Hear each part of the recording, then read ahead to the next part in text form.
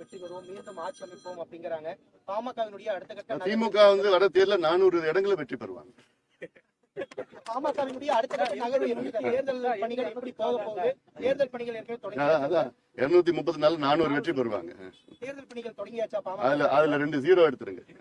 பாமகவின் தேர்தல் பணிகள் அது நாங்க 6 மாதமாக நாங்க செய்து வருகின்றோம். வேகமாக பண்ணிட்டு இருக்கோம். கூட்டணிகள் அதிகரித்தே வருது. நேற்று கூட பேச ஒரு முன்னாள் அமைச்சர் பாத்தீங்கன்னா 5 வயசு 5ஆம் படிக்கிற பையன் வந்து கஞ்சா வச்சிருக்கிறான் அப்படின்னு ஒரு குற்றச்சாட்டு. அதை பத்தி முடிக்கிறேன். அதாவது 2021 ஒரு ஆய்வு நடத்தினாங்க. அப்போ தமிழக அரசாங்கம் ஒரு பொது நிறுவனம், பொது தொண்டு நிறுவனம் ஆய்வு நடத்தியிருக்கு. அது ரெப்யூட்டட் நிறுவனம் தான். அதுல தமிழ்நாட்டில் உள்ள மாணவர்கள் வந்து 9 விழுக்காடு மாணவர்கள் வந்து போதைப் பொருட்களுக்கு அடிமையாக இருக்கின்றார்கள் என்று ஒரு ஆய்வு. 9% ஆஃப் த ஸ்டூடெண்ட்ஸ். அதன் பிறகு இப்போ கிட்டத்தட்ட 15 விழுக்காடு மாணவர்கள் போதைப் பொருட்கள் பயன்படுத்துகிறார்கள், அடிமையாக இருக்கின்றார்கள் என்று. 15 விழுக்காடுனா இப்போ ஒரு தமிழ்நாட்டில் மாணவர்கள் மொத்தமா தோராயமா வந்து 1,70,00,000 மாணவர்கள் இருக்கின்றார்கள். அந்த 1,70,00,000 மாணவர்களில் 15%னா கிட்டத்தட்ட ஒரு 26 லட்சம் 25 லட்சம் வச்சுங்களேன். 25 லட்சம் மாணவர்கள் இன்னைக்கு போதைக்கு அடிமையா இருக்கிறாங்கன்னா நம்ம தமிழ்நாடு எதிர்காலம் என்ன ஆகும்?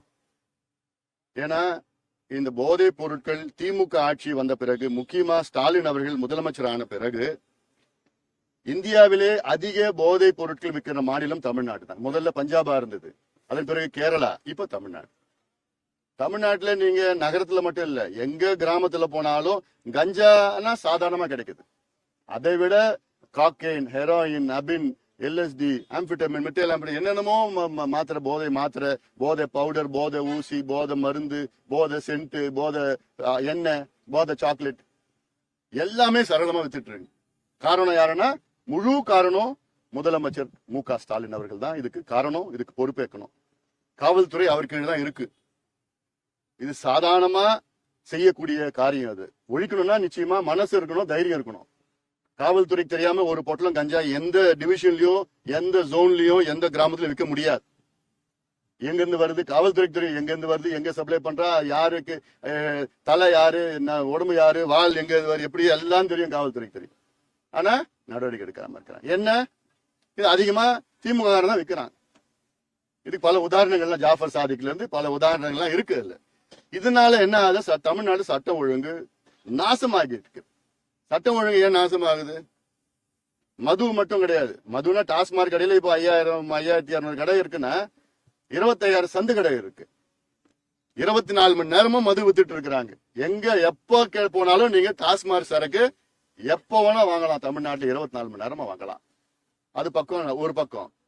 அதை விட மோசம் இப்போ போதைப் பொருட்கள் சரளமா கிடைக்குது. அதனால்தான் 8 வயசு குழந்தை, 4 வயசு குழந்தை, 15 வயசு, 12 வயசு அண்ணா யூனிவர்சிட்டி பெண்களுக்கு இன்னைக்கு தமிழ்நாட்டில் பாதுகாப்பு கிடையாது. காரணம், முழு பொறுப்பு மு.க. ஸ்டாலின் முதலமைச்சர் அவர்கள் தான். இதுக்கு எல்லாத்தையும் காரணம் இது. ஆனா இன்னும் 4 மாசம் இருக்கு, அவ்வளவுதான். மக்கள் எல்லாம் கோபத்தில் இருக்கின்றார். பெண்கள், பெற்றோர்கள் எல்லாம் கோபத்தில் இருக்கிறாங்க. அதனாலதான் இப்ப சட்ட ஒழுங்கு, கொலை, பெண்களுக்கு எதிரான குற்றங்கள், குழந்தைகளுக்கு எதிரான குற்றங்கள். ஒரு குழந்தைகள் எதிரான குற்றங்கள்னா அதிமுக ஆட்சியில 18 குழந்தைகள் கொலை செய்யப்பட்டார்கள். இப்ப இந்த திமுக ஆட்சியில 180 குழந்தைகள் கொலை செய்யப்பட்டிருக்கிறார். அது எல்லாமே போதை பழக்கத்தினால்தான் இருக்கு.